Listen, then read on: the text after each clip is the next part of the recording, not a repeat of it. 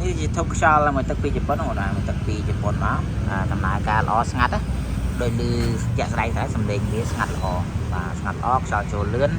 បាទអែមែនតើវីដេអូគុណភាពវានៅណែនល្អណាស់ណែនល្អហើយចំណោះ25លីត្រណា25លីត្រ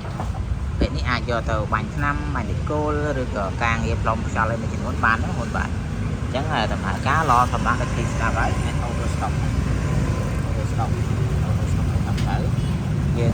ពេលដែលយើងប្រើគឺវាពេញវាស្តុបហើយតែយើងប្រើស្រកវានឹងដំណើរការឡើងវិញណាតែជាមានតែប៉ុណ្្នឹងទេបងប្អូនហើយមានតែប៉ុណ្្នឹងទេអាចចាក់ទឹកមកបានតាមលេខទូរស័ព្ទនៅក្នុងវីដេអូហ្នឹងឬនៅក្នុងចំណងជើងវីដេអូឬឆាតជម្រាបចុះក៏បានសូមអរគុណបាទសូមជម្រាបលា